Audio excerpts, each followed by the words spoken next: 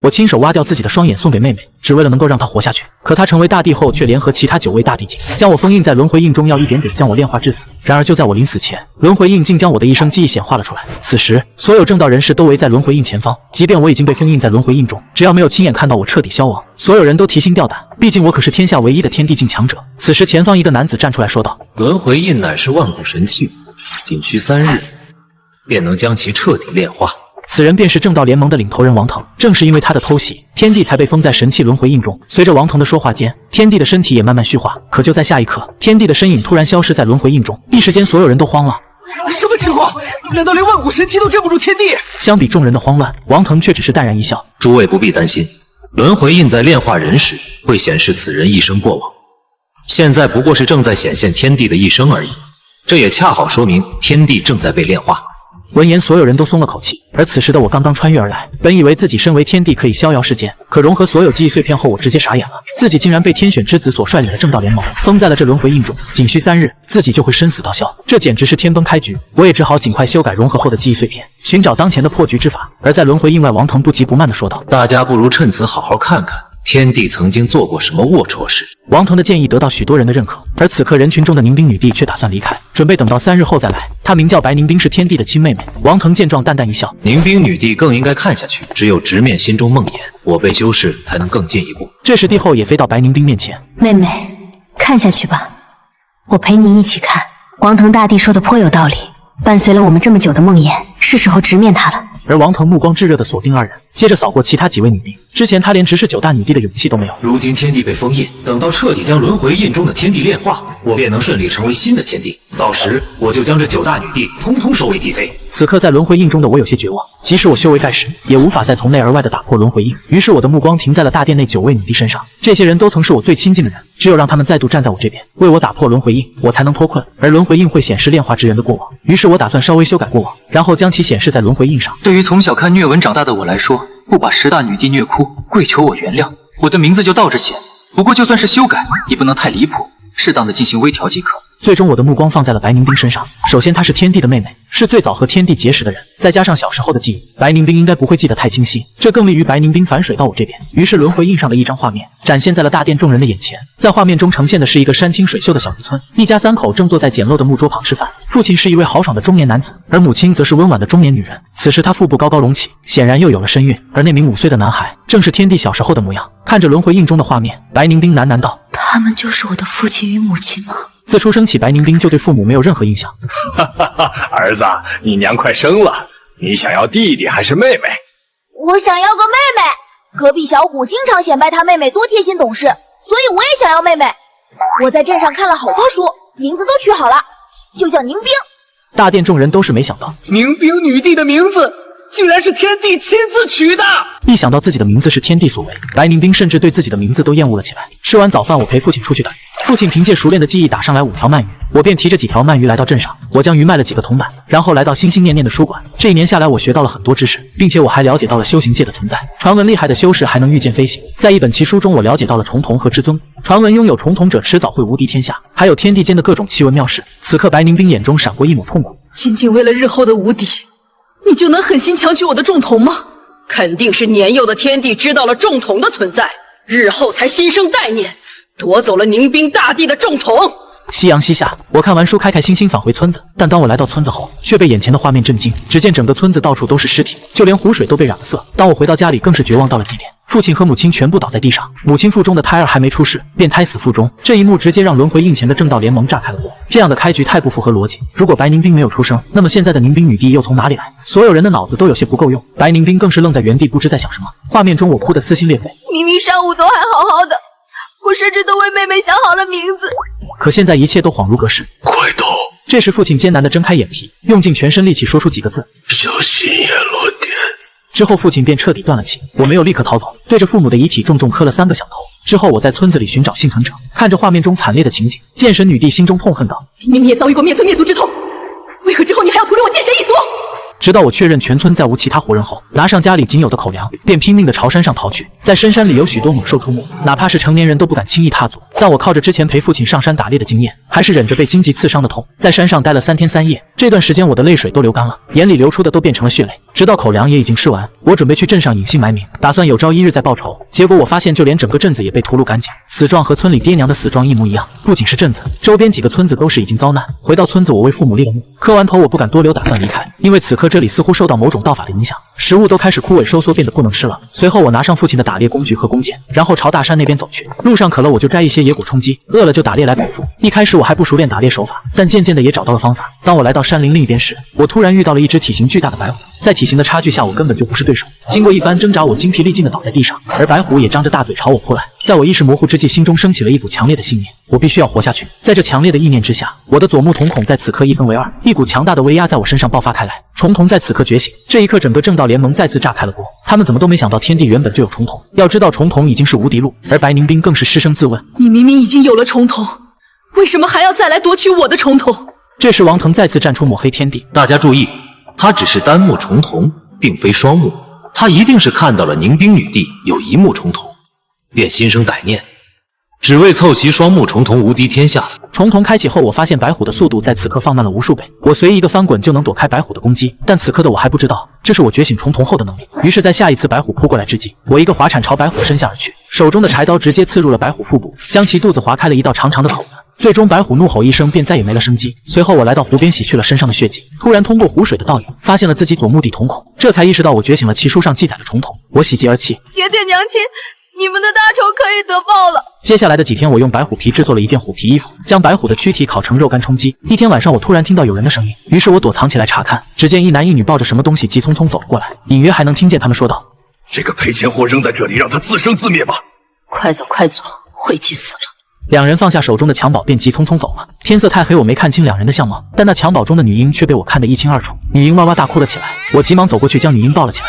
女嬰被我抱起，頓時就不哭了，還眨巴着眼睛嘻嘻笑了起來。我不明白女嬰的父母為何要將她拋棄，但女嬰這時又哭了起來。我突然想起了之前大人們說過，大人說吃飽就不哭了，可這荒郊野外的哪裡有奶水啊？於是我一狠心，直接在自己手指上咬了一口，鮮血瞬間流了出來。然後我將手指遞到女嬰嘴邊，女嬰本能的吮吸了起來，哭聲也終於停止。伴隨着咬破手指地方的鮮血停止流出，女嬰又哭鬧了起来。我見狀急忙將另一根手指咬破，再次讓女嬰吸吮。整整一夜我都是靠着這種方式哄着女嬰，而我整個人都肉眼可見的疲憊了許多。看着畫面中的一幕，白凝冰心中情緒複雜。如果女嬰是她的話，那她就是欠了天地的救命之恩。我抱着女嬰來到了山下的一個小山村，把事情經過告訴了村長。老村長派人去通知了其他村民，沒多久一男一女就趕了過來，他們立馬痛哭流涕的大喊：我的娃娃呀！我有些詫異的問道：等一下，昨天晚上不是你們親手把這個孩子扔掉的嗎？此話一出，兩人頓時就像被踩了尾巴的貓一樣。她可是我們的親生女兒。就是，你見過哪個父母會扔掉親生女兒的？我不是很確定昨晚就是這兩人，但猶豫片刻還是把女嬰交給了兩人。夕陽西下，我準備離開這裡去更遠處看看，但臨走前我還是打算去那戶人家查看一番。但就在我剛走到窗外，突然聽到女嬰哭了起來，伴隨着男人煩躁的聲音：這丫頭動不動就哭，老子還要睡覺呢。反正那小子走了，不如再扔一次。女嬰母親的聲音響起：萬一又被那些多管閒事的送回來怎麼辦？要不我們把它賣了，可以賣給其他村裡的人當個童養媳。聽到此處，我一腳踢開了房門。你們也配为人父母吗？同時我手中已經握緊了柴刀和弓箭，男人反而一副不在乎的樣子。他是我生的，要怎麼處理老子說了算。我緊握拳頭，寒聲道：你不是想賣了他嗎？好，我買。男人和女人有些不信地問道：你买？你一個小屁孩有錢嗎？我讓两人等我一會兒，然後朝着山上狂奔，生怕發生變故。我將那頭白虎的屍體拖回了那戶人家門口。這頭白虎給你們，夠不夠？女人滿心歡喜的連說夠夠夠，男人卻是更加貪婪。不夠，再加上你身上這虎皮衣服才行。接過虎皮衣服，男人這才將女嬰交給了我。這個賠錢貨是你的了，以後她就是你的童養媳，怎麼使喚她都行。我小心的接過女嬰，她頓時就不哭了，並且還滿臉可愛的笑了起來。隨後我帶着小女嬰消失在了夜色中。我沒家了，你也沒家了，從今往後我們相依為命，絕不分開。這時我想起曾對父親說想要個妹妹，於是我滿臉溫柔的看着女嬰說道：從今往後你就是我妹妹，只要有哥哥一口吃的，就絕不會餓着你，只要有哥哥在，就絕對不會讓人欺負你，以後你就叫白凝冰。這一刻，聯盟眾人終於明白，原來這個女嬰就是如今的凝冰女帝。這時甚至有人覺得凝冰女帝似乎虧欠了天帝很多東西，雖然不是親妹妹，但勝過親人。而白凝冰這時也淡淡開口：天帝對我有救命之恩，等此間逝了，我會閉死關，從此再不踏入世間一步。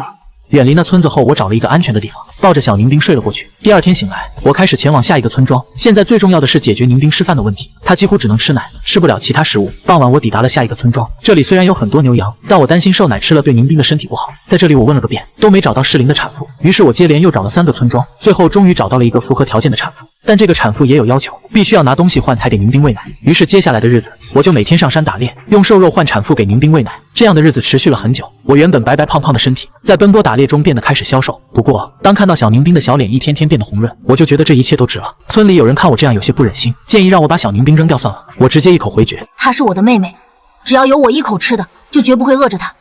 無論如何，我都不會丟下她。餵養小寧冰的那個女人也不是鐵石心腸，見我日漸消瘦，她的條件也放寬了一些，而我也稍微減輕了一些壓力。不久後的一天，小寧冰會說話了。爹。這天，小寧冰奶聲奶氣的叫我驚喜之餘也出言糾正她：“是哥哥哦。”但小寧冰還是叫我爹爹。最終，在我一次次的糾正下，小寧冰終於有了進步。他這次叫了蝈蝈2個字，雖然從爹爹變成了蟲子，但總歸是有了進步。之後，在我的教導下，小寧冰能說的字也越來越多。雞蛋奶。只要是小寧冰想要的，我都会滿足他。最後，我通過一點點積攢賣瘦肉的錢，在村裡添置了一間廢棄的房子，這樣我們兄妹2人也算有了家。不過這也導致我長時間營養不良，相比同齡人，我算得上是非常消瘦。這時輪回印前響起了議論聲，不得不說，幼年天帝對寧冰女帝太好了。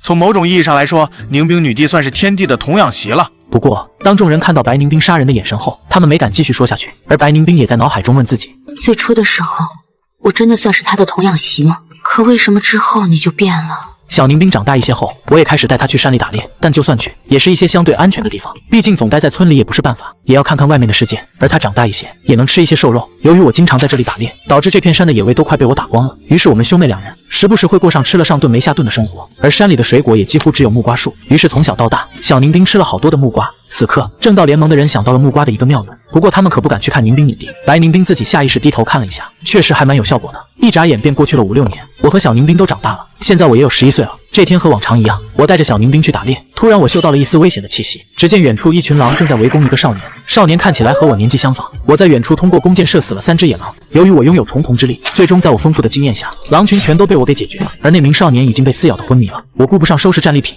就一手抱着小寧冰，背着少年往家裡趕。我用藥草為少年止血。就在這時，我眸光一凝，因為在少年的胸骨部位有一根充滿符文的骨頭。這難道就是傳說中的至尊骨？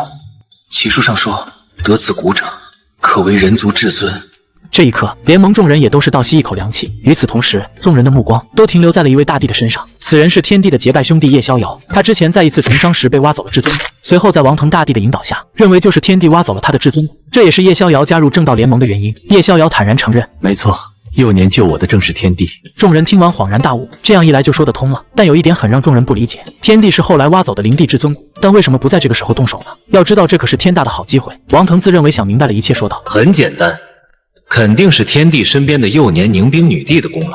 當時天帝动了貪念，但心性純良的寧冰女帝將其制止，所以天帝才沒在這個時候挖走逍遙兄的至尊骨。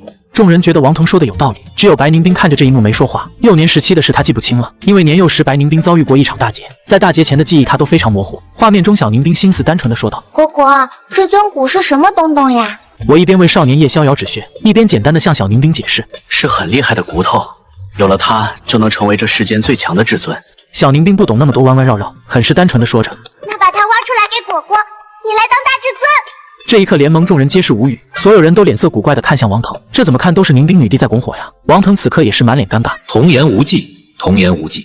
此時的寧冰女帝還小，不清楚自己在說什麼，可以理解。白寧冰心緒有些不能平靜，他沒想到當時的自己竟然還會拱火天帝去挖至尊骨。對於小寧冰的話，我只是搖了搖頭。妹妹，我們不能這樣做，別人的東西再好，終究是別人的。重瞳已是無敵路，何須再借他人骨？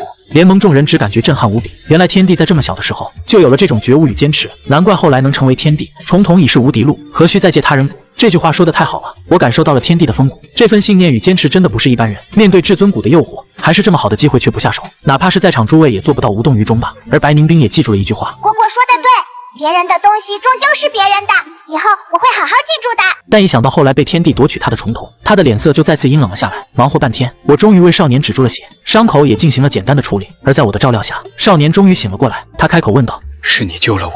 是我。我們的交流極為簡短。緊接着我烤了一只狼，遞給了少年一只狼腿，少年也沒客氣，開始大口大口的吃了起來。他现在急需補充力氣，吃飽喝足後，少年說道：“我葉逍遙從不欠人情，你要什麼？”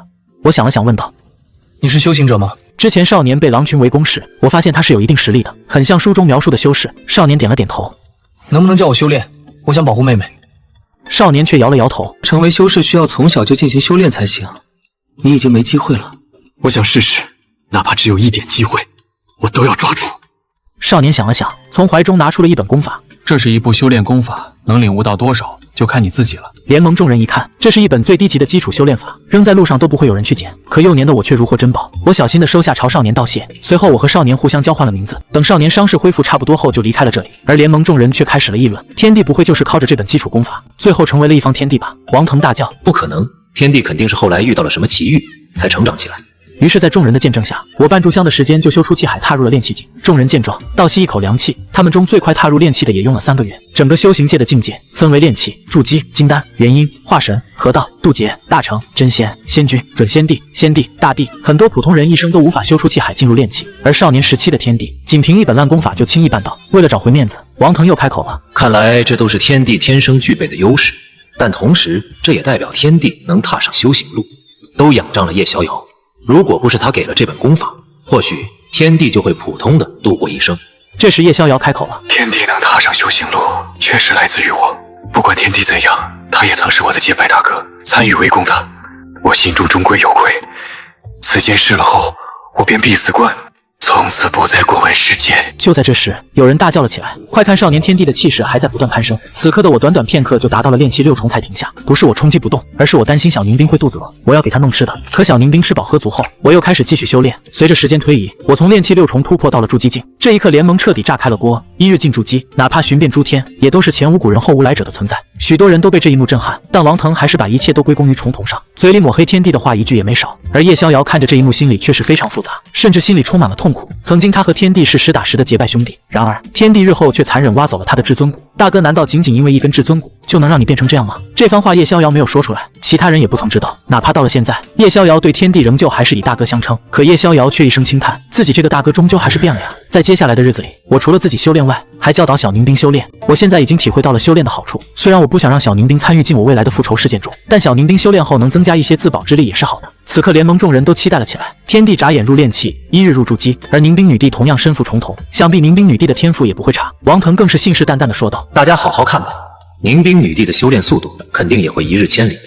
天帝只是因為運氣好有重瞳，而寧兵女帝接下來的修煉速度說不定比天帝還要快。眾人也都是這麼認為。我按照功法讓小寧兵修煉，一開始我並沒有提供指導，畢竟我剛開始也沒人在旁指導，而且我擔心我擅自指導並不適合妹妹，這樣可能會把妹妹指導偏了，還是讓她自己去感悟比較好。然而在小寧兵自行修煉的過程中，別說瞬間感應氣海眨眼入煉氣了，只見都足足過去了2天，小寧兵連半分氣海的苗頭都沒感應到。蝈蝈，這個好難呀，蝈蝈，你教教我好不好？小寧兵有些氣餒地朝我求助。此刻聯盟裡最尷尬的就是王騰，所有人都朝他投去了質疑的目光。王騰清了清嗓子：寧兵女帝畢竟年紀太小，心智還不全，等有人在一旁指導之後，她的修行速度一定可以趕上天帝的。其他人覺得也有道理，等少年天帝指點過後，女帝應該就能將一切都悟透。看着朝我求助的小寧兵，我想了想，終究還是沒有立刻指點。在我看來，自己悟出的方法肯定比別人指點的修煉方法更好。我本以為這樣就能讓小寧兵修煉更加順暢，結果沒有想到這種狀態又持續了2天，小寧兵還是沒辦法領會到氣海。於是我打算將自己的修煉方式教導給小寧兵。妹妹，這種方式你體會一下適不適合自己，如果感覺不適，千萬不要強求。小寧兵乖巧的點了點頭，然後小寧兵用我教的方法又修行了好幾天，結果仍然沒有進入氣海狀態。這一刻聯盟众人都不能理解了，現在分明已經有人指導了，結果還是無法感應氣海，實在是太不合理。見眾人的目光又看向自己，王騰只能再度咳嗽一聲說道：這應該跟孩童時期心智未全有關係，想必再過幾天寧兵女帝就能進入煉氣。不過接下來發生的事情讓所有人都感到大跌眼鏡。如今輪回印中已經過去了足足半年，小寧兵還是沒有感應到氣海，這大半年他沒有任何長進，這種天賦已經可以說是非常普通，哪怕是一些小修士都不一定比小寧兵的天賦差。在所有人疑惑的目光中，王騰說出了一個他認為最有可能的原因：諸位現在只有一個解釋，那應該就是寧兵女帝現在還沒有覺醒重瞳。要知道天帝是遭遇滅村之後才覺醒了重瞳，並且覺醒重瞳似乎有些條件，此刻白宁冰也在思索，他只记得小时候曾遭遇过一场大劫，等他醒来后，他的重瞳之力就已经觉醒。至于重瞳之力是怎么来的，他一直觉得也是到了一定时机就自己觉醒了。王腾最终得出了一个大概的结论，诸位请听我一言。我感觉想觉醒重瞳之力，很可能是需要仇恨的激发，或在生命面对危机时才能觉醒。这个猜想立马得到了众人的认可。王腾大帝这番话说得有理有据，不愧是未来的天地之选。诸位抬爱了，如果我的猜想成立的话，其實天帝根本不算是救了凝冰女帝，反而是阻礙了凝冰女帝覺醒重瞳之力。如果當時沒有天帝出現，那麼野獸就會尋到嬰孩時期的凝冰女帝，在面臨生命危機時，凝冰女帝很可能就可以覺醒重瞳之力。所以不管怎麼看，都是天帝阻礙了凝冰女帝的強者之路。眾人都非常認可王騰的猜想，他們都覺得是天帝耽誤了凝冰女帝，不然凝冰女帝如今的成就會更高，也許會成為凝冰天帝。而白凝冰看着這一幕卻很不確定，他在心中問自己：真的是天帝阻礙了我覺醒重瞳之力嗎？白凝冰心中隱隱有種感覺，真相好像似乎並不是這樣。在接下來的時間裡，小凝冰一直沒能感應氣海，到最後他自己都放棄了，索性擺爛不再修煉。我雖然無可奈何，但也沒有強求。既然妹妹無法修煉，我日後好好保護她就好了。在這半年內，我的境界從築基進入了金丹境界，又過去了2年，我已經從金丹達到了元嬰巔峰。不過接下來我再怎麼修煉，修為都停在了元嬰巔峰，無論如何怎麼鑽研功法都不能進入化神境界。這時被震驚的聯盟終於明白，天帝修煉的只是一本普通的基礎功法，這種功法能修煉到元嬰已經是極限，根本就無法達到化神境，並且也只有理論上才能修煉到元嬰巔峰。可以說，少年天帝如今的境界是這部功法的極限，而不是天帝的極限。很難想象，給天帝一本好的功法，他在少年時期能修煉到何種地步。這3年過去，我和小凝冰都長大了，我14歲，小凝冰也長到了8歲。哥哥好無聊，我們去城鎮那邊逛逛好不好？聽說那邊有很多好玩的。現在小凝冰已經會叫哥哥，他每天都跟着我上山打獵，然後回村裡，最多再去附近的村裡轉悠轉悠。這樣的日子剛開始還好，時間長了，他也就有些厭倦了。最近小凝冰聽說大城鎮的市集好玩，所以就很想去看看。我認為現在的實力已經可以保護妹妹了，於是便答應了下來。既然這樣，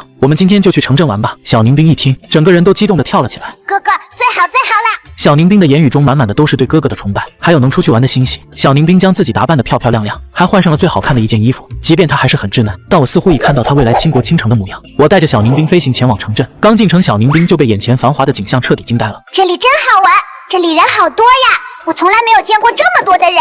哥哥他們的衣服好好看，尤其是那幾個騎馬的人。哇，哥哥，那是什麼？是其他人經常說的戲曲嗎？小凝冰一驚一乍，看什麼都覺得新奇，而我則是帶着淡淡的笑意，不厭其煩地為小凝冰解釋。不過有很多不懂的事情，我也會直接坦然承認，妹妹這個我不懂。沒關係，反正哥哥是最厲害的，誰都有不懂的事啊。小凝冰毫不在意。此刻看着這一幕的白凝冰，緊握的指關節有些發白。他隱約記得，他的那場大劫似乎就來自這裡。之後我帶着小凝冰在城鎮無憂無慮地逛着。哥哥那個是糖葫蘆嗎？我要吃糖葫蘆，我要買糖葫蘆。小凝冰身上本來就有錢，看到賣糖葫蘆的小販，直接興奮地衝了過去。妹妹慢點！看到小凝冰跑那麼快，我連忙跟了上去。但就在這時，天空之中雲層之上，有一個神情陰寒的白眉修士正在俯視整個城鎮，然後他的目光停留在了小凝冰身上。沒想到這麼普通的城鎮中，還有這麼有靈氣的小丫頭。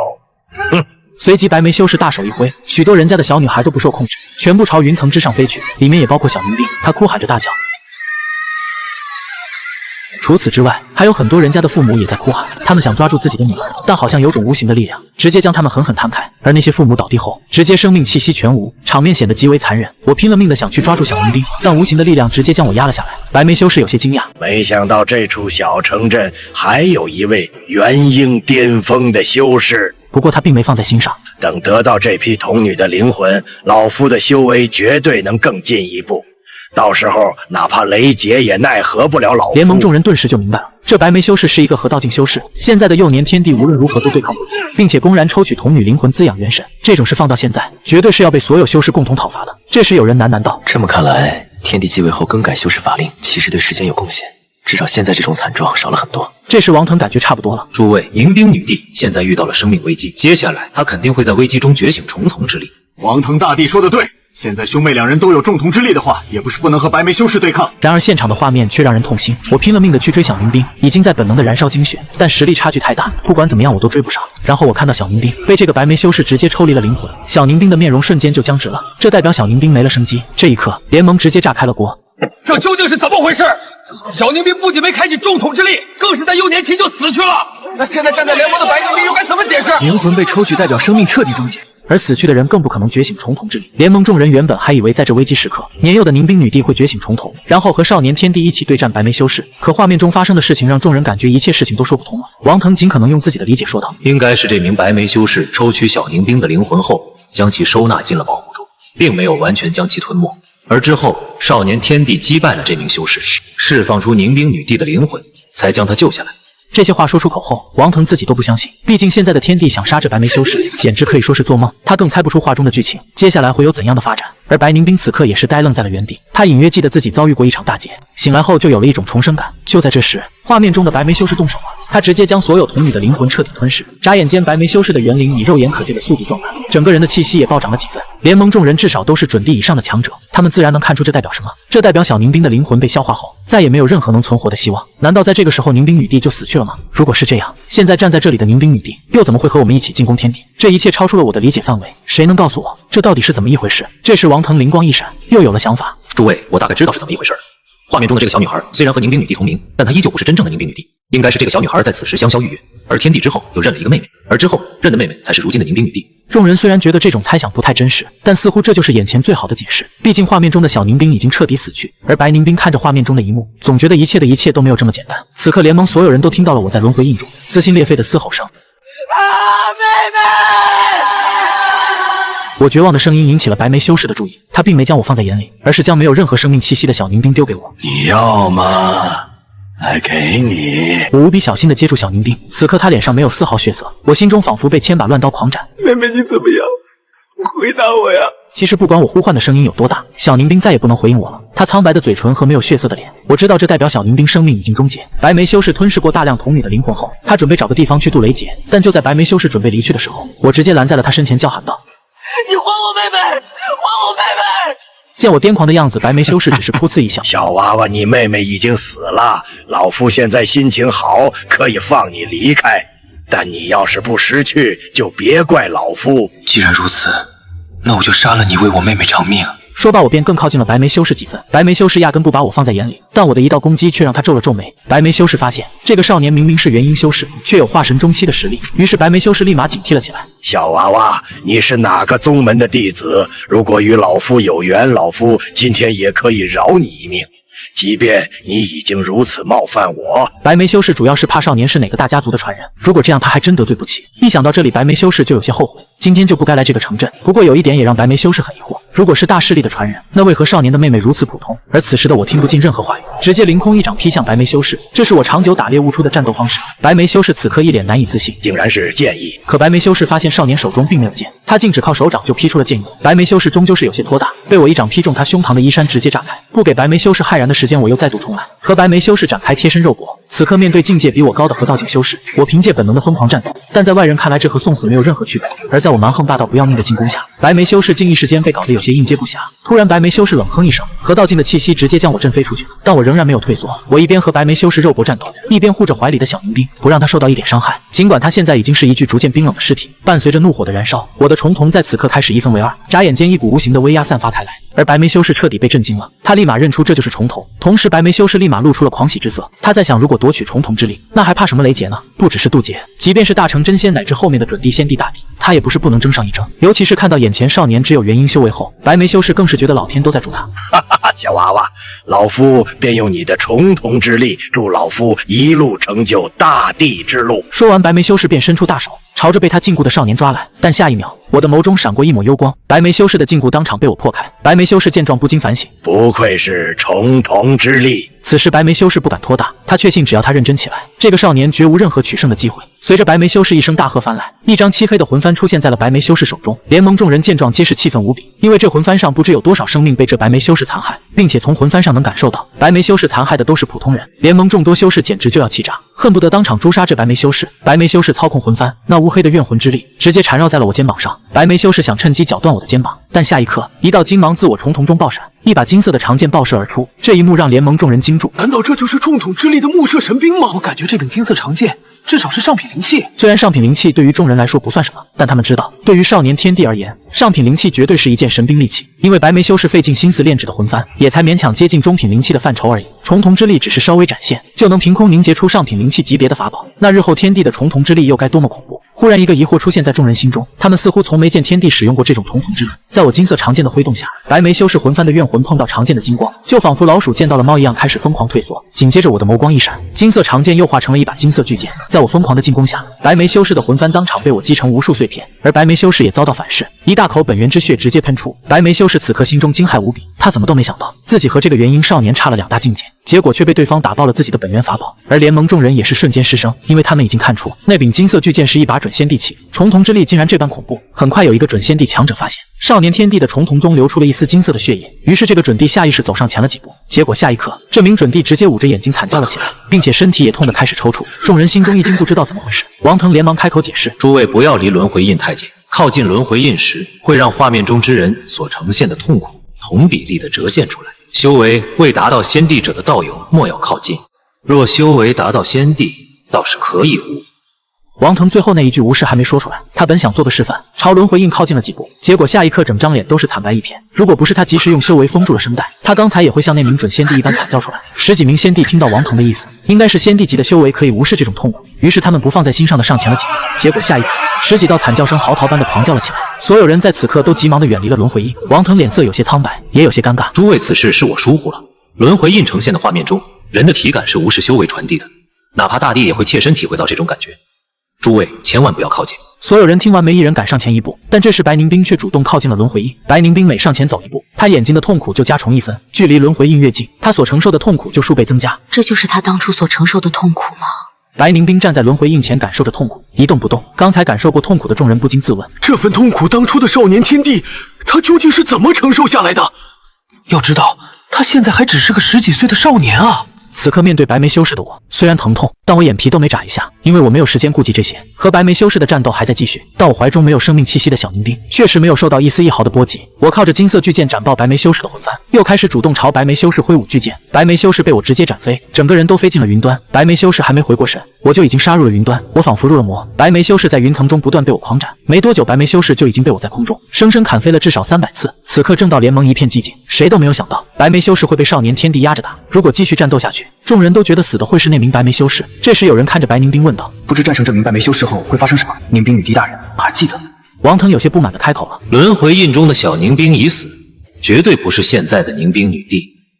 之後會發生什麼，寧冰女帝又怎會知道？這時白寧冰沒有情緒波動的聲音傳出：我年幼之時曾遭遇過一場大劫，很多細節都記不清了，只記得醒來後就見到了自己的師父，之後我拜入師門，才有了如今的成就。許多修士開始猜測，難道是少年天帝斬殺這名白眉修士後，又以大機緣復活了寧冰女帝嗎？王騰覺得絕對不可能，叫寧冰很明顯沒有復活的機會。寧冰女帝這般精彩絕豔，想必其師尊也一定是隱世高人吧。白寧冰雖然在感受着輪回印中的痛苦，但一想到師父，他心中就泛起了一絲溫暖。我師父早已生死道消，不過師父他老人家的境界，即便是如今的我也無法看透。此話一出，讓眾人都為之駭然，而王騰也是可惜地說道：可惜令師如此強者，若不是早已生死道消的話，與我們一起圍攻天帝，天帝絕對支撐不住。對此白寧冰沒有回應，他發現王騰只關心師父是否活着，這樣能更好地拿下自己的天帝哥哥。一想到這裡，白寧冰就對王騰更加厭惡了起來。此刻白眉修士節節敗退，整個身體都是傷痕，手指也是止不住的顫抖。白眉修士不知道祭出了多少法寶，但都被眼前少年盡數斬毀，而這一切都來自於少年的那把金色巨劍。白眉修士顧不上心疼，他現在只想保住一條命。突然白眉修士發現少年收劍了，而且還把劍擋在了小女娃身前。白眉修士雙目瞬間發光，他知道少年在保護那個小女娃，即便小女娃已經沒了生機。於是白眉修士開始爆發出強大的威壓，他打算將小女娃的身體直接壓碎。而我一邊保護着小寧冰一邊戰鬥，此刻也不得不由攻轉守。而白眉修士招招攻擊小寧冰，這也讓我更加被動。聯盟有些修士直接破口大罵：白眉修士，你堂堂一派宗師，竟对肉體凡胎下此毒手，丢盡了修仙者的臉面。由於白眉修士不停地針對小寧冰，我不得不分出更多的力量保護小寧冰，這讓我根本無法對白眉修士發起攻擊，甚至連防守都艱難了許多。突然白眉修士抓住機會，直接使出神通九陰血手，一隻血紅的大手朝我拍來，他的目標不是我，依舊是小寧冰。我已經來不及用巨劍格擋，只能本能的轉身，用自己的後背擋下白眉修士的攻擊。在這一擊下，我當場噴出一大口鮮血，並且氣息以肉眼可見的速度開始萎靡。之後白眉修士不停地用這種方式進攻，而我沒辦法用巨劍格擋，只能用身體去擋。現在的我能否保住性命已經成了未知數。此刻聯盟眾人皆是悲憤無比。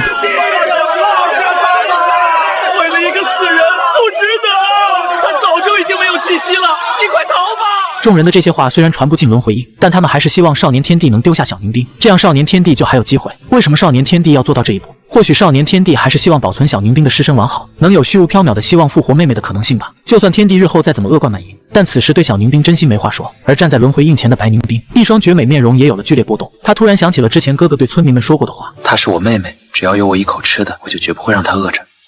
此刻白宁兵非常希望画面中的小宁兵就是他，但又不希望是他。如果真的是他，他都不知道該怎么去面对被自己背刺，几天后将要被炼化的天帝哥哥。小娃娃，你完了，都这时候了，还護着一個沒用的廢物女娃，怎麼會有這麼傻的人？你的重瞳老夫就收走了。白眉修士狂笑了起來。不许你这麼說我妹妹，死也要拉你下地獄！這一刻，我發瘋似的衝向白眉修士，並且我的元神開始出竅。白眉修士原本還不以為然，但突然他開始面色驟變，而聯盟眾人更是震驚無比。天帝瘋了，他竟然要自爆元嬰！這一炸之後，他將終生無法再入元嬰之境。而白眉修士也是被驚住了，他從來沒有見過這麼恐怖的紫府元嬰。普通人的元嬰都是拳頭大小，但少年的卻看起來如同一尊府邸。與此同時，我的元嬰紫府也爆了開來，而白眉修士被炸的瞬間蒼老了幾分。最主要的是，白眉修士靈魂遭到了強烈攻擊，現在他隨時都有被炸散的可能。聯盟內已經屍聲一片，悲壯。天帝為了他的妹妹做的這一切，實在太悲壯了。這時王騰朝白寧兵說道：“寧兵女帝，少年天帝已經炸掉了自己的紫府元嬰，你不要再待在輪迴印前。女帝犯不上在這種時候承受同等的痛苦。”面對王騰的勸說，白寧兵一動不動，他承受着這股難以想象的痛苦，即便是他都有些承受不住。但白寧兵卻發現，輪迴印中的哥哥連眉頭都沒有皺一下。白寧兵自進入大地境後，已經很多年沒有過痛的感覺了，但此時在痛苦的刺激下，一些記憶碎片在他腦中逐漸清晰。他記起來了，他小時候很怕痛，原來並不是他成為大帝就不怕痛，而是他許久沒有感受過痛的感覺而已。小時候有哥哥的保護，哥哥從來沒有讓他痛一點。記憶畫面中，少年天帝與小寧兵在村中的遭遇逐步重合。輪迴印中，白眉修士再次吐出一大口精血。現在的白眉修士顯得萎靡不振，修為已經跌到了化神境，但現在他依舊有解決少年的能力。白眉修士嘴裡不斷大叫着：“重瞳之力絕對是老夫的！”經歷過凝結兩把神兵後，我的眼中早已流出了大量的金色精血。我想再次使用重瞳的神通，但卻沒有成功。我傷的實在太重了。看着距離我和小寧兵越來越近的白眉修士，我面露堅毅地做了一個決定。此時我體內磅礴的氣海如同開大了開關一樣，瘋狂朝着我的重瞳之眼湧去。聯盟眾人驚呼：氣海本源再被抽取的話，他就真的要成為一個徹底廢人了呀！生都無法再修行。並且少年天帝的氣海絕對是眾人見過最為浩瀚的。尋常修士的氣海最多算得上是河流大小，而少年天帝的氣海卻如同汪洋大海般浩瀚。如果這樣的氣海被炸，未免太過可惜。白眉修士燃燒大量精血，準備發起最後的強勢一擊，但他的攻擊還沒出手，便被我浩瀚的氣海所淹沒。同時，我右眼重瞳射出了一道恐怖光芒，整個空間在此刻都在戰栗。一道無光徑直射向白眉修士，白眉修士身軀瞬間被扯成兩截。此刻，白眉修士徹底殒命，而聯盟所有人心中都是震驚無比。燕帝竟在少年時期就掌握了毀滅無光。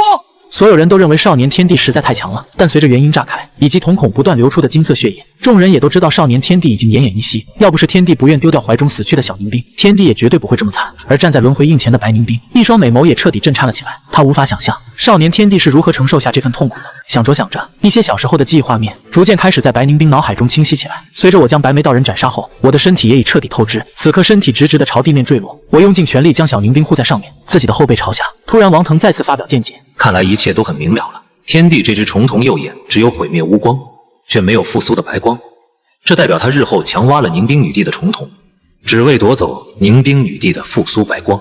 王騰此話一出，眾多修士都看向了白寧兵，他們覺得有些不對，因為他們有人見過白寧兵使用重瞳，但似乎並不是復甦白光，而白寧兵本人心中更是清楚，他自己從未使用過復甦白光，他的重瞳從來都是毀滅無光之力。突然間，一個大膽的猜測出現在了白寧兵心中，白寧兵心中無法平靜，不可能，那樣的話絕無可能。此刻我即將墜落到地面，如此高的高度，我掉下去必死無疑。但就在這時，剛才被我毀滅無光切開的空間裂痕，突然伸出了一隻蒼老乾枯的手，那股力量將我包裹，然後我開始輕飄飄地降落在地。王騰忍不住地冷哼道：此人是整個天玄界的千古罪人，他竟出手救下此刻的少年天帝。下一刻，一道蒼老的身影從被我切開的空間裂痕中出現，這是一名白髮蒼蒼的老妪，而聯盟的白寧兵當場驚呼出聲：師父！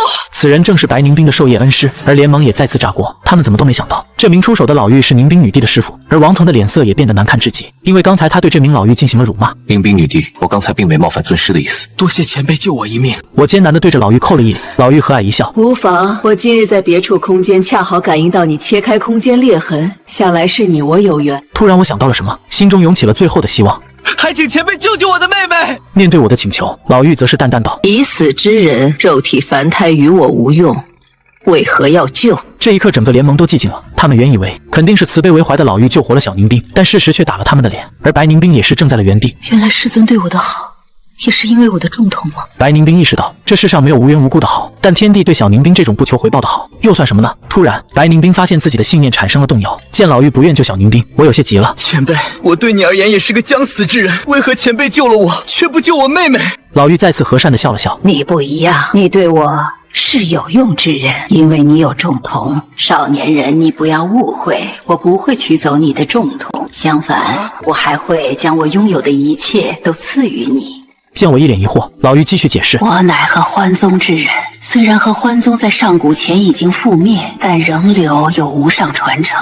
這些年我一直在尋找傳人，本以為世間再無合適之人，沒想到在這裡遇到了你。以你的天賦，定能讓合歡宗重放異彩。聯盟內王騰心裡酸得不行，他搞不懂這些奇遇為何沒發生在他身上。看到少年天帝一副很心動的樣子，王騰嗤之以鼻地笑道：在我看來，少年天帝的心智也不過如此，他終究只是為了得到這份力量，變得更強而已。王騰說完這些話，心中滿滿的都是優越感。在王騰看來，他和天帝並沒區別。這時輪回印中的少年天帝開口了：我要是得到這份傳承，能救我妹妹嗎？而王腾聽到這句話後，有些不敢想象，少年天帝竟不是為了自己，而是為了有力量去救妹妹。面對我的提問，老妪直接給出了答案：不能，因為你妹妹已經死了。莫說是你，哪怕大帝在此，都救不了你妹妹。聞言，我的表情頓時平淡了下來。既然如此，這份力量對我而言也毫無意義。這一刻，老妪有些無法保持平靜。你可要想清楚，即便獲得這份傳承不能救你的妹妹，也能讓你恢復實力。這樣的傳承怎麼會無用呢？我無比平靜地說道：我現在子府元嬰已炸，七海也已干涸，已經是一個廢人，當不起你這份傳承。老妪淡然一笑：你有重瞳，僅僅這一點就勝過其他了。有你重瞳的天賦神通，假以時日就能恢復傷勢。突然我灵光一閃，問道：如果我妹妹有了重瞳，那她能不能接受合歡宗的傳承？如果接受了傳承，又能否死而復生？老妪搖了搖頭：你妹妹没有重瞳，她只是個普通人。在我出手的那一刻，我就已經將你們兄妹的天賦看得一清二楚。丟下已死的妹妹，等你日後強大了，像這樣的妹妹，再認上多少個都是無妨。老妪想讓少年打消這個念頭，好好接受合歡宗的傳承。而我沉默半晌後，目光堅定地看向老妪：那如果我願意付出一切代價，她是不是就可以接受傳承，就可以死而復生了？這句話如同一道驚雷，直接在聯盟炸響。天帝說了什麼？他要把眼睛送給妹妹，然後讓小寧冰接受傳承，然後死而復生。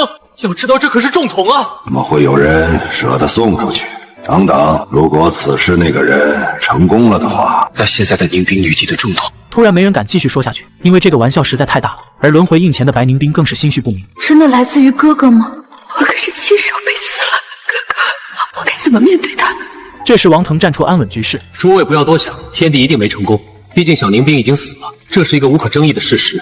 顯然老妪被我的想法驚到了，他想了半天還是開口道：少年人，我佩服你對妹妹的這份呵護之情，但我要告訴你，即便你將重瞳移植給你妹妹，她仍舊是一個死人，一個死去的人無法接受合歡宗傳承。此刻我的目光中閃烁着蜥蜴之光。前輩說的沒錯，一個死去的人無法接受傳承，可是前輩，你可以先將我妹妹救活，对嗎？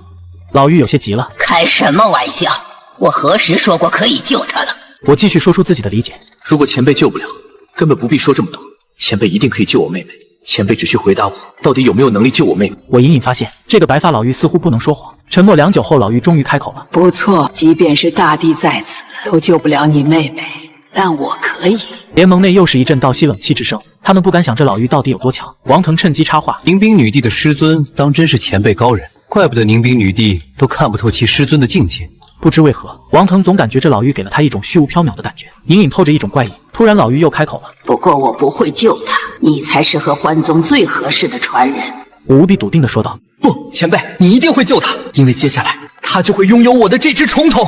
說完，我便做出了要把重瞳摳出來的樣子。老妪當場被嚇了一大跳。少年人莫要衝動，你要知道，即便我救活他，召回他的靈魂，他也會是一副活死人的狀態。那我妹妹如果接受了傳承，是否可以恢復如初？老妪想說些什麼，但似乎真的不能說謊。最終，她緩緩點了點頭。既然如此，這就夠了。念及這裡，我一只手放在重瞳上，另一只手掌放在小宁冰的眼睛。老妪挽留的話還在繼續，但我已經不再去理會。下一刻，我施展了重瞳的神通，移瞳之術。轮回印前的白宁冰突然面色惨白的退了好几步。重瞳的移瞳之術竟这麼痛吗？这種痛遠超之前的炸開元嬰抽乾氣海。突然有人忍不住詢問：那位尊者不是曾被前任統治者強取過那雙神瞳嗎？難道現在是第一次體會這種痛苦嗎？白寧冰搖了搖頭。那一次我在先前就被天地打暈，對一切毫無所知。等我醒來之後，重瞳便已經沒有了。突然，白寧冰認為也許當年的事情另有隱情，不然哥哥完全可以在他清醒的狀態下動手，也讓他體會這種痛苦。過去了很久，我忍着暈厥過去的痛苦，終於堅持了下來。等一切結束，我的右眼成了一只普通的眸子，這正是小寧冰之前的眼睛。前輩，快救我妹妹！僅僅只是這麼一句，就幾乎耗盡了我所有的力氣。老妪重重嘆了一口氣，最終只能無奈地布下了隔絕法陣。同時，一部澎湃的魂力爆發開來。沒多久，我就看到小寧冰的靈魂自空中飄了回來，在老妪的引魂術下，小寧冰蒼白的臉很快又有了血色，同時他也有了氣息。多謝前輩，接下來還請前輩馬上給我妹妹進行合歡宗傳承。老妪停止引魂術，傳承之地不在此處，片刻後我會通過空間裂痕帶她去傳承之地。此次一去，你們兄妹二人不知何時才能再相見。我輕輕嗯了一聲，同時不捨地看着懷中的小寧冰。沒多久，我便扭頭不再去看她。前輩，請帶我妹妹前往合歡宗傳承之地吧。老妪大手一揮，小寧冰便先行進入了空間裂痕。你妹妹這一去，不知要多久。等她回來，要如何尋你？我平靜地開口道：“不必了，我想必活不到那個時候。”老妪一雙老目在此刻不禁震顫了起來。原來剛才少年人已經當成了此生最後一次和妹妹的見面。想了想，老妪抬手一揮，一道靈魂印記打入了我的體內。等你妹妹修煉歸來，如果你還在，她會依靠這道印記找到你。多謝前輩。我再次艱難開口，我知道這印記多半沒用，但是給了我堅持活下去的希望。老妪惋惜地說道：“可惜我的職責是尋找傳人，傳承之地的資源都要給傳承者享用，我無權動用，不然我倒可以拿些丹藥來醫治你。”不過在沉默片刻後，老妪還是朝我打出了幾道魂力，這些魂力稍微滋養了我的靈魂，我感覺自己比之前風中殘燭的狀態好了太多，至少能保下一條命。在我疑惑不解的目光中，老妪笑了笑：“我雖然不能動用合歡宗的資源給你，但我可以用我自己的力量幫你一把。如你所見，我早已死去，現在是魂體之態，正因如此，我才能引魂召回你妹妹的魂魄。不過我現在的狀態也只能滋養你的靈魂，幫不了你更多了。”什麼？凝冰女帝的师尊竟然是一道魂體？這則消息當場在聯盟炸開了鍋，白寧冰也終於解開了一個心中疑惑。原來師尊只是魂體之態，怪不得之前總覺得他如此虛無縹緲。原來如此。聽到老妪的話，我並沒太多表情變化，而王騰見狀卻急了，他不願相信少年天帝的判斷就遠超於他，這簡直比殺了他都難受。合歡宗對每個傳承者的問題都必須和盤托出，這也是我無法說謊的原因。不過相比你妹妹，你這少年人還是合格了太多。如若不是我乃合歡宗的魂首，斷然沒有引魂的能力。如若不是你將他的肉身保存完好的話，靈魂同樣無處安身。或許真是這小丫頭與合歡宗有緣。多謝前輩，您是我妹妹的大恩人。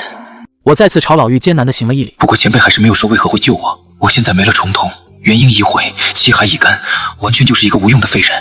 前輩為何還要幫我一把？突然老妪淡淡一笑：“誰說你是個無用之人了？年輕人，我在你身上看到了一股無限的可能。若你能活下來，未來的成就恐怕會超出我的想象。到時候以你對你妹妹的情誼，自然會保護她，這也是變相的保護了合歡宗的傳人，又怎麼會無用呢？少年人，我心中有種預感，如果你能活下來，以後你妹妹便能夠無礙的成長。她靠的多半不是合歡宗的傳承，而是你呀！”聯盟內眾人都佩服老妪的眼光，因為她所預料的實在太準。凝冰女帝一路以來最大的保障，其實是她的天帝哥哥，並不是她那一身的傳承。要知道白凝冰身負重瞳，又有着傾城的容貌，在修為不高的時候，怎麼可能不遭人覬覦？但有了一個無敵的天帝哥哥，便不再敢有人打白凝冰的主意。如果沒有天帝哥哥的震懾，白凝冰也許早就已經身死道消了。現在欠下哥哥這麼多，白凝冰完全不知道自己究竟該怎麼去償還了。現在我終於知道老妪為何要救我。多謝前輩，我會記住這份大恩。老妪淡然一笑：“我這身子多撐幾百年沒差別，不如用這點時間賭在你這個有無限可能的少年身上。”聯盟眾人心中都很認同老妪的舉動，因為他所說所做都是正確的。前輩的大恩，我定會報答。若有我能幫上的事，我一定盡心竭力。老妪笑了笑：“既如此，我倒真有個不情之請。若你日後遇到門中血脈流傳，請隨手幫上一把。”我認真的點了點頭。我明白您的意思，若有朝一日能遇到您的故人之後，我必將護他們周全。聽完我的話，老妪容顏終於舒展開來。好，时间差不多了，我該帶你妹妹去了。少年人，你定不會讓我失望。在老妪即將離開之際，我突然想起了一件事。前輩，不知您可聽過閻羅殿這個勢力？老妪認真思索後，還是搖了搖頭。見多識廣的老妪也不知閻羅殿是什麼勢力。離開前，老妪又反問了我最後一個問題：少年人，你為妹妹犧牲至此，若換成她也會如此待你嗎？這番話讓聯盟的白寧兵如遭雷擊，這對他來說就是靈魂拷問，他已經有些崩潰了。聽到老妪的話，我露出了淡淡的微笑。他會，他一定也會，但我希望他永遠不要遭受這樣的事。我的這番話讓輪回印前的白寧兵徹底破防，他的淚水忍不住的從美眸中滑落。我沒這麼對你，我什麼時候這樣對過你啊？白寧兵深知自己不僅沒掏心掏肺的對哥哥，還狠狠將他背刺。天地宮內有很多機關和隱秘，這些哥哥都毫無保留地告訴了他。可白寧兵卻直接背叛了哥哥，還帶着眾人拔刀對向了那個哥哥。我竟然背離了那個人，我竟然對他做出了那種事。少年人，有緣再見，希望你妹妹不會讓你失望。在我對老妪的最後一禮中，老妪便帶着小寧兵消失在了這片空間，而我也被老妪用最後的力量進行傳送，整個人飛在空中，不知去往何方。在老妪布下的結界消失之時，數名大修士立馬趕來查看，結果一無所獲，都不知道剛才這裡發生了什麼。就在少年天帝不知飛往何方時，輪回印前的白寧兵眼裡早已噙滿了淚水。突然他爆發出了大地的力量，目標竟是輪回印，他想要毀了輪回印，將哥哥救出。就在這時，一道凌厲的劍意阻擋住了白寧兵。我早已察覺，果然你想救你哥哥出來。出手之人是劍神女帝，大帝王腾連忙上前勸阻宁兵女帝。天帝作惡多端，不能將其放出来。白宁兵表情沒有絲毫波動。他是我哥哥，我必須把他救出來。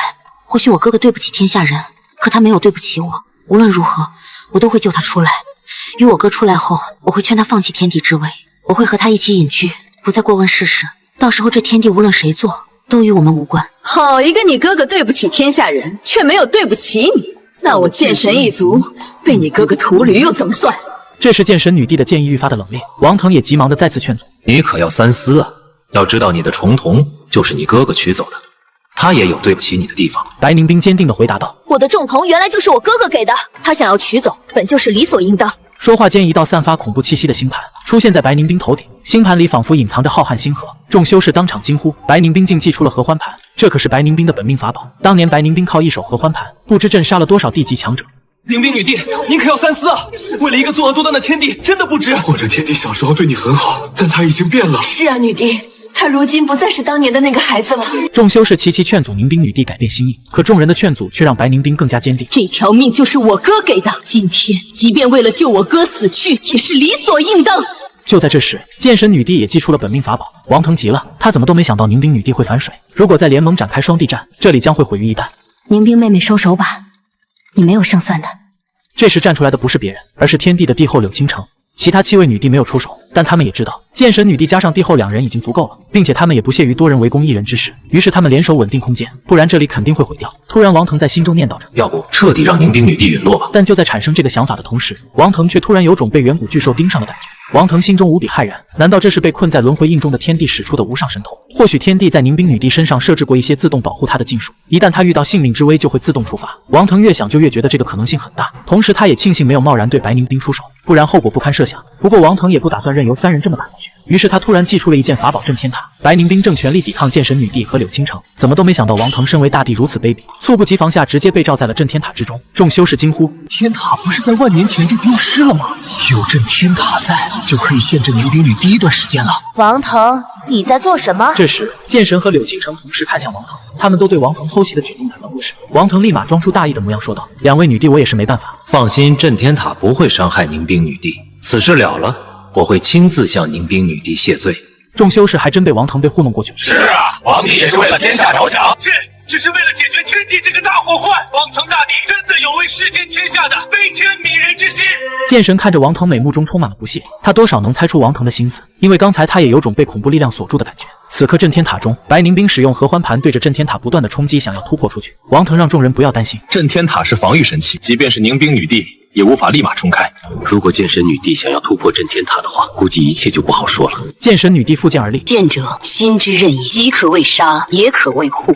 你的灵星剑从不只为攻击而存在。然后就在剑神说完这番话后，他整个人都有些一怔，不知为何他的头有些隐隐作痛。刚才的那番话他好像在哪裡听过。突然王腾发出了惶恐的惊叫声：宁冰女帝她疯了吗？只见在震天塔中的白宁冰正在燃烧精血攻击震天塔，此刻合欢盘的力量比之前更加璀璨。王腾虽然担忧，但还是解释道：诸位放心，即便如此，宁冰女帝短时间内也无法脱困。哪怕宁冰女帝脱困出来，天地还没有被完全炼化，但天地的實力也會被虛弱到大地以下，那時一切便都無懼了。王騰的話讓眾人鬆了一口氣，在所有人看來，現在形勢一片大好，接下來只要等天地被煉化就好。而在輪迴印中的我看着外面的一切，看着白寧冰拼命救我的舉動，我心情有些沉重。我總感覺幼年時的那一切不像是我編的，就好像是真的，甚至想在我身上發生過一樣。不過我現在沒心情想這個，只靠白寧冰一人肯定無法將我救出來，我得多拉幾個大地反水才行。於是我的目光停留在了劍神身上，因為他的靈星劍號稱有着極致的攻擊，就是你了，劍神女帝。隨即我整合了一下有關劍神女帝的記憶碎片，斟酌一下後，將其顯示在輪迴印上，然後再度進行改變。不知為何，我總感覺我編的就像是真的，就像真的發生過一樣。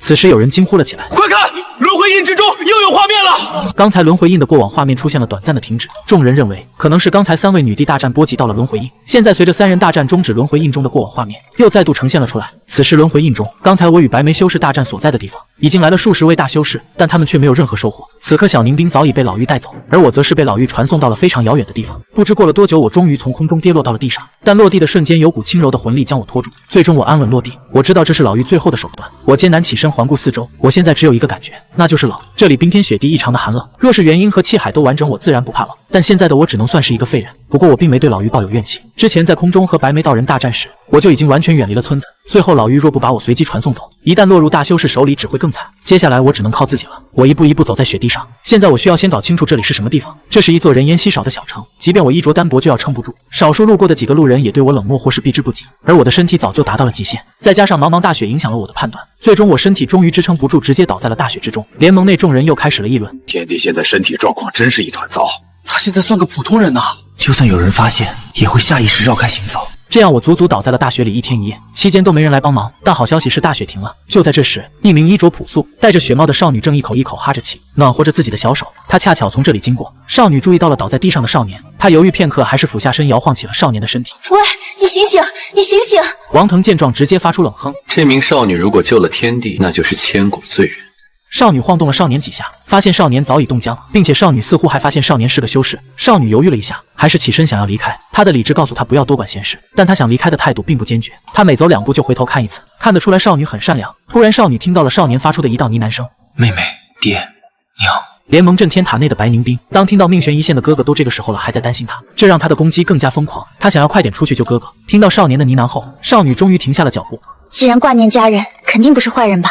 最後少女還是將少年背了起來，然後吃力地向自己的住處走去。很久之後，少女終於將少年背回了住處。而這時聯盟眾修士卻大感意外，他們本以為少女身上有一股若隱若現的精氣，應該也算是個修士。可少女居住的地方也非常普通，甚至可以說是破舊。就在眾人以為少女要為天地解凍的時候，但少女卻並沒有直接生火，而是院子裡拿出了一盆血進來，然後在少年的手臂上不停地搓呀搓的。聯盟眾人不理解這是為何，明明天地凍降，為何不用火解凍，反而用血搓？就在這時，劍神女帝清冷的聲音傳了出來：全身凍降不能直接生火或熱水，用火烤會血管破裂，需血搓復溫。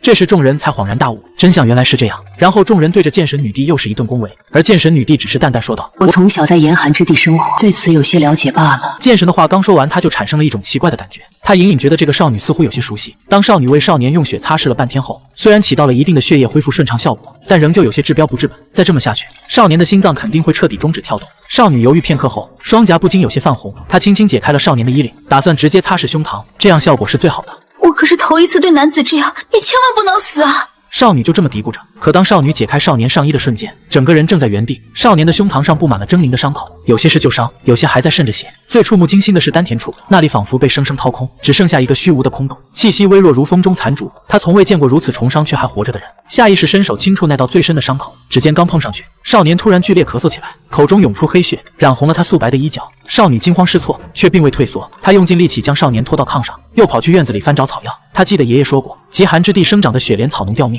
而此刻的輪迴印外，眾人正緊盯着印中畫面。王騰冷笑着開口：“天帝命不该絕，竟遇到傻子搭救。剑神女帝却突然上前一步，目光死死锁定在那少女脸上。虽然少女带着雪貌，面容稚嫩，但那双眼、那神情、那下意识咬唇的动作，竟与她记忆中某个模糊的影子逐漸重叠。她呼吸微微急促，脑海中闪过零碎的画面：冰天雪地，少年背着她跋涉，她伏在他肩上，声音虛弱：“哥哥，我冷。”少年将她裹緊，声音坚定：“相信我，我们一定会走出去的。”就在这时，轮回印中的画面再度流转，时间仿佛被加速。少女每日上山采药，为少年擦拭傷口，為他服下雪蓮草熬的湯藥。少年天帝時而清醒，時而昏迷，每次醒來第一句話總是：“妹妹，她在哪裡？”少女輕聲安撫：“你會好起來的，等好了我陪你找妹妹。”少年望着她，目光恍惚，忽然握住她的手：“天邊是你嗎？”少女臉一紅，連忙抽回手：“我叫阿雪。”少年沉默片刻，低聲說：“謝謝。”日子一天天過去，少年的外傷逐漸結痂，但丹田依舊空洞，氣息微弱。他嘗試運轉功法，卻連一絲靈氣都凝聚不起，每次嘗試都會咳出血來。阿雪看不下去，按住他的手：“別試了，你的丹田已經廢了。”少年天帝眼神暗藍，卻並未絕望。他看向窗外茫茫雪原，忽然問：“這裡有劍嗎？”阿雪愣了愣：“只有砍柴刀。”刀也行。阿雪找來一把生鏽的柴刀，少年天帝接過握在手中，雖然虛弱，但握刀的姿勢卻沉穩如磐石。我走到院中，對着風雪緩緩揮出一刀，沒有靈氣，沒有劍意，只有最樸素的斬擊。但那一刀揮出的瞬間，輪迴印外的劍神女帝渾身劇震。她認的那一刀，那是劍神一族入門劍訣的起手式。風雪出林，唯有在極寒之地感悟風雪10年以上，才能揮出如此純粹的寒意。風雪出林起手式。畫面中，少年天帝每日揮刀，從清晨到日暮，雪落滿身，他仿佛不知疲倦，即便咳血，即便跌倒，也會爬起來繼續。阿雪在一旁看着，從擔憂到沉默，再到眼眶微紅。他悄悄多煮一份粥，將僅有的肉末全放進他碗裡。某一夜，少年突然發起高燒，渾身滾燙，口中一語不斷：“寧冰，快跑！娘，閻羅殿，我要查真相。”阿雪用雪水為他擦拭降溫，守了整整一夜。天亮時，少年天帝終於退燒，卻陷入更深的昏迷。阿雪咬了咬牙，背起少年，深一腳淺一腳走向雪山深處。他記得爺爺說過，雪山之巔有千年冰魄，可續脈療傷，但那裡有雪妖守護，凡人靠近必死。他不是凡人，他是劍神一族流落在外的血脈，只是他自己不知道。輪迴印外，劍神女帝的指尖深深掐入掌心，他終於想起來了。他原本出生在南域，家族為了練就出他的劍心，才將他放逐在北域雪原歷練。也就是在那個時候，他救下了少年天帝。後來當他返回南域家族時，沒想到家族正遭遇大難，他被仇家追殺，再次逃入北境雪原時，是一個少年背起他，穿越暴風雪，將他藏在山洞中，自己引開追兵。也正是這一次悲慘的遭遇，讓劍神女帝遺失了過往記憶。他一直以為那是夢，是瀕死前的幻覺。原來少年就是你。畫面中，阿雪爬上雪山之巔，千年冰魄懸浮在冰洞中央，散發着幽幽藍光。一隻3眼雪妖從暗處利爪直取阿雪咽喉。阿雪不會武功，卻本能的側身躲開，從懷中掏出一枚玉佩，那是他從小帶着的，從不知有何用。玉佩在接觸到雪妖的瞬間，爆發出刺目劍光，雪妖慘叫一聲，被劍光斬成2半。阿雪愣住，低頭看玉佩，上面浮現出2個小字：劍心。他來不及多想，取下冰魄，匆匆下山，將冰魄貼在少年丹田處，藍光滲入，我蒼白的面容漸漸恢復一絲血色。當我睜開眼，看見阿雪凍得發紫的嘴唇和手上被冰魄凍傷的裂口，愧疚之意伴隨着沙啞的聲音：“你何必為了我去冒這樣的險？”阿雪笑了笑：“你答應過我要去找妹妹的，你不能死。”我沉默良久，忽然伸手輕輕擦去她臉上的雪水。等我恢復，我教你練劍。阿雪眼睛一亮：“真的？”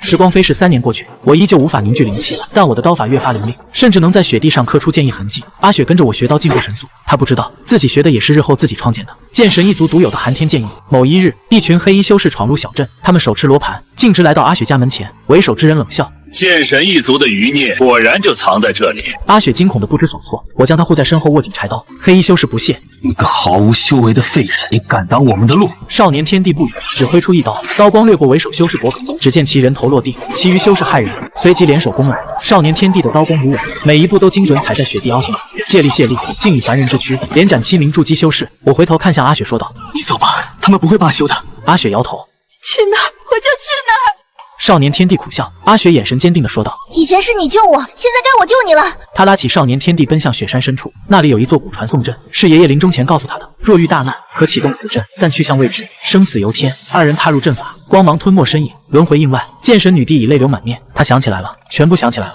那個叫阿雪的少女，就是少年的自己，而少年天帝，就是背着她穿越風雪，教她練劍，為她斬殺追兵的天帝。她顫抖着看向輪迴印，聲音哽咽：“一直都是你。”王騰察覺不妙，厲聲：“劍神女帝，我要被幻象所惑，那是輪迴印偽造的記憶。”劍神女帝猛然轉頭，眼中寒光如劍。偽造？那我胸口的劍痕從何而來？我為何會是寒天劍意？又為何一見他就覺得心痛？他抬手撕開衣襟，左胸上方一道陈舊剑痕赫然在目，那是當年追杀者留下的，本該致命，卻被人以劍氣封住心脈，保他一命。他一直不知是誰救了他，現在他知道了。王騰還想再言，劍神女帝卻已拔劍，劍鋒直指震天塔。放他出来！王腾面色鐵青。剑神女帝，你也要倒了吗？是。剑神女帝一字一顿。若这一切都是真的，我欠他不止这條命。帝后柳倾城閃身上前攔住劍神女。妹妹冷靜，冷靜！劍神女帝慘笑。若他真是那個人，那我如今圍攻他，與忘恩負義有何異？柳傾城蹙眉看向輪回印，畫面仍在繼續。傳送陣將少年與阿雪送到一處荒古秘境，這裡靈氣枯竭，妖獸橫行，少年天帝依舊無法修煉，但我憑借重瞳殘留的洞察之力，與一身千錘百煉的刀法，硬生生在秘境殺出一條血路。阿雪在一次戰鬥中為救少年天帝，被妖獸毒爪貫穿肩膀，劇毒攻心，奄奄一息。少年天帝背着他跋涉千里，尋到一株解毒聖草，卻有一隻金丹境妖獸守護。少年天帝以凡人之軀與妖獸血戰3日，最終一刀斬其頭顱，自己卻也終身拼死。我將聖草餵給阿雪，自己倒在血泊中，氣息漸弱。阿雪醒來，撲到他身邊，哭喊着搖晃他：“你別死！你說過要教我練完所有劍法的。”少年天帝勉強睜眼，抬手擦去他的淚：“對不起，我食言了。”阿雪瘋狂將靈氣渡給他，可他修為太低，靈氣入體如石沉大海。他絕望地抱住少年天帝。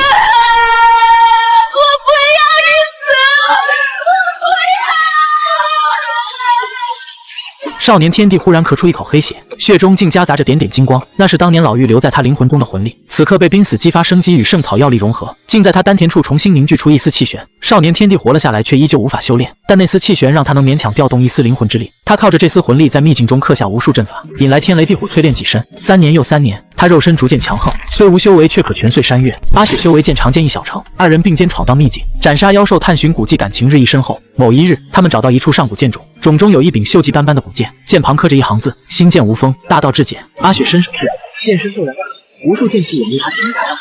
少年天帝守了他7日7夜，第7日，阿雪醒來，眼中劍意凛然，修為暴漲至元嬰。他看向少年，眼神複雜。這劍認我為主了。他說我是劍神一族最後的血脈。少年天帝平靜點頭。你該回去了。阿雪拉住他的手。你跟我一起。少年天帝搖頭。我還有事為了。什麼事？報仇，尋妹，滅焰羅殿。阿雪咬牙。我可以幫你。不必，你的路在劍神一族，別為我耽誤。阿雪從背後抱住他，聲音哽咽。我捨不得你。少年天帝身體微僵，輕輕握住阿雪的手。我走了。留下阿雪一人在劍中，他握着古劍，淚落如雨。輪回印外，劍神女帝已泣不成聲。他終於明白，為何自己會對天地宮中的一草一木熟悉，為何會下意識避開某些機關，為何總在午夜夢回時看見一個背影在風雪中漸行漸遠。他抬手，靈星劍發出清越劍紋，劍氣衝天而起，直劈震天塔。給我破！王騰怒吼，攔住他，但其餘7位女帝竟無一人動手。他們看着輪回印中的畫面，神色各異，眼中皆有動搖。帝後柳傾城輕嘆一聲，退後一步。此戰我不參與了。其餘女帝紛紛退開，她們想起自己與天帝的過往，那些曾被認定為虛偽的溫柔，此刻在輪回印中一點點浮現出真實的模樣。劍神女帝一劍斬落，震天塔劇烈震動，塔身出現裂痕。白寧冰從塔中衝出，合歡盤光芒大盛，與劍神女帝並肩而立。你們都要反！王騰面目猙獰，白寧冰冷冷看他。是你要反，你才是真正的幕後黑手，焰羅殿的餘孽。王騰瞳孔驟縮，胡言亂語！劍神女帝劍指王騰，當年追殺我的人都是你派去的。怕劍神一族與天地結盟，妨礙你掌控正道聯盟。話音落下，白寧冰聯手劍神女帝朝着輪回印合力劈下一擊。只見輪回印只是微微顫動了一下，一旁的王騰見狀狂笑：是又如何？如今9帝已去其二，其餘7帝重傷為癒，輪回印中的天帝也將死，你們憑什麼與我鬥？他身後數十名正道聯盟修士齊齊上前殺氣騰騰。就在這時，輪回印突然劇烈震動，印中畫面驟然破碎，一道身影緩緩從印中走出，白衣染血，黑髮披散，雙目卻亮如星辰，左眼重瞳，右眼普通，卻透着看透萬古的滄桑。他看向白寧冰，微微一笑：妹妹，我回來了。又看向劍神女帝，阿雪，久等了。最後看向王騰，眼神驟然森寒。阎羅殿現任殿主，你的戲該落幕了。王騰駭然，你怎麼可能脫困？天帝抬手，掌心浮現一道輪回印虛影。輪回印煉化的是記憶，而我早已將記憶煉成真身。印中的我是過去，印外的我是現在。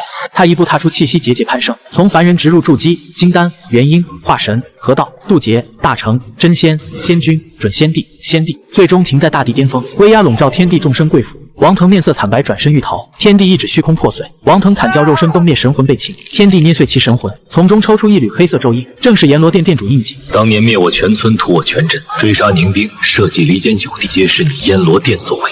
天地声音冰冷。今日我以天地之名，判你魂飞魄散，是不得超生。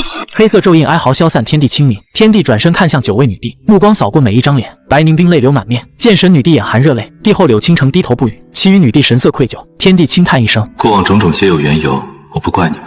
白凝冰撲入天帝懷中，对不起。天帝輕撫她的髮，你永遠是我妹妹。劍神女帝上前握住她的手，這一次我不會再讓你獨自一人。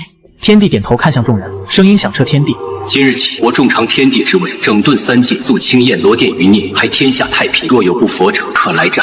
聞言無人感應，眾生齊齊拜服。天帝牽起白凝冰與劍神女帝的手走向天地宮，宮門大開，仙樂齊鳴。他回首看向輪迴印，印中畫面定格在少年與阿雪分別的雪原。他輕聲說：過去的苦難已成階梯，未來的路我與你們同行。輪迴印並未收起，天帝抬手按在輪迴印上，目光掃過每一張臉。你們心中之禍，今日以輪迴印為鏡，照見真實。印中光華流轉，畫面不再是被篡改的過往，而是被掩蓋的另一面。千年前，合歡宗傳承聖地深處，白凝冰閉關衝擊地境，他頭頂的合歡盤劇烈震動，盤中封印的噬魂魔尊殘魂趁機反噬，魔氣侵蝕他的重瞳。若重瞳徹底魔化，他將淪為魔尊傀儡。危急關頭，天地撕裂虛空而至，他感應到妹妹危機，不顧自身天劫将至，以碧血為引，施展移瞳鎮魔術，並非挖走重瞳，而是將魔魂與重瞳本源暫時嫁接至自己右眼，以自身地魂為牢鎮壓魔魂，過程痛苦至極。天帝右眼血流如注，但他動作輕柔如雨，生怕傷及白凝冰神魂分毫。移瞳完成後，白凝冰陷入昏迷，他的重瞳也因此進入休眠狀態。天帝將他托付給合歡宗護法長老，自己踉蹌離去。天帝的右眼重瞳已被魔氣污染，從此他閉右眼而戰，世人只當他是巨鰲。而王騰早已潛伏在合歡宗，他趁白凝冰甦醒前，用幻心鏡篡改白凝冰的記憶，鏡中映出天帝獰笑挖瞳的畫面，聲音扭曲的狂笑。此瞳當歸我所有。白凝冰醒來時，右瞳空洞劇痛，眼前幻象未散，他摸向空洞的右眼，恨意滔天。此刻真相浮現，白凝冰顫抖着摸向自己的右眼，重瞳金光流轉，他終於明白這瞳從未離開，只是曾被污染，而哥哥用自己眼睛替他承受了千年魔石之痛。天帝右眼緩緩睜開，瞳中已無金光，只餘普通黑眸。白灰灰已被我煉化，瞳早已乾淨。輪迴印的畫面轉至上古戰場葬神淵，葉逍遙與天帝並肩探索，遭遇深淵守護者骸骨帝君的攻擊。葉逍遙為護天帝以至尊骨硬漢帝君一擊，至尊骨當場碎裂360片，陷入心脈命懸一線。天帝燃燒半身地血部下逆勢回天陣，將葉逍遙傷勢倒流至骨碎前一瞬，但至尊骨已毀，碎片若不盡數取出，3日內必死。天帝以至天手剖開葉逍遙胸膛，並非挖骨，而是如繡娘穿針，將360片骨碎片逐一剝離，每取一片，便以自身混沌骨髓填補，確保葉逍遙修為不損。取出碎片後，天帝將其封入養龍關。至於時間秘境溫養需萬年方可重聚，而王騰買通天地宮進士道走養龍關，並以鏡像石偽造現場。葉逍遙醒來時，只見胸口被剖至尊骨消失，身旁留天帝玉佩，玉佩映出幻象。天帝手持至尊骨冷笑離去，葉逍遙仰天慘笑：大哥，你為何挖我骨？如今真相大白，天帝自虛空照出養龍關，360片至尊骨已融合如初，金光沖霄，骨歸原位。葉逍遙氣息暴漲，跪地泣不成聲：大哥，我愚不可及。畫面切至劍神族地天劍峰，並非天帝屠戮，而是藏氏族與閻羅殿勾結，欲解封天劍峰下鎮壓的失地，但需要劍神嫡系血脈獻祭。那一夜黑雨傾盆，10萬藏氏從天而降，劍神族長血戰致死，臨終以秘法傳訊天帝求援。此時天帝正在北境鎮壓血妖之亂，接到傳訊後撕裂虛空趕至，卻遲半步，全族僅剩藏在劍冢的少年阿雪。天帝挾阿雪突圍，藏氏族的3尊準帝圍殺，天帝為護他，左眼重瞳超負荷施展毀滅無光，斬1尊重傷2尊，自身卻中了屍神咒，不得不遁走療傷。王騰以剪影石錄下天帝與藏氏族的激戰畫面，卻剪去前半段藏氏屠族影像，只保留天帝揮劍劍氣波及族地的片段，更偽造3名劍神遺孤，指認天帝為兇手。劍神女帝看完輪迴印中的真相，突然拔劍斬碎虛空，劍痕中浮現族長的殘念，聲音嘶啞：你終於看見真相了。阿雪丟下劍，走到天帝面前，輕觸他左眼下的舊疤。這道疤是為護我留下的嗎？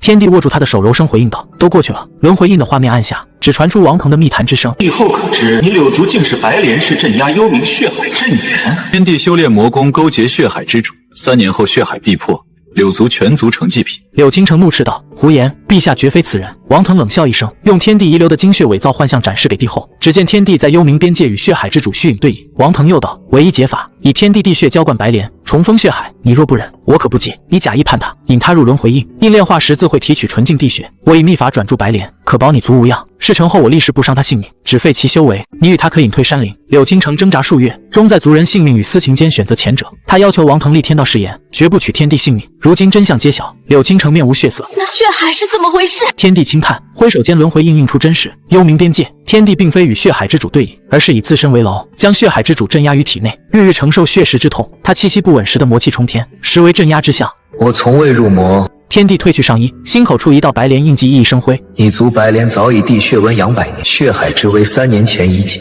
柳青城瘫坐在地，失声痛哭。我以為我在救族人，原來一直都在傷害你。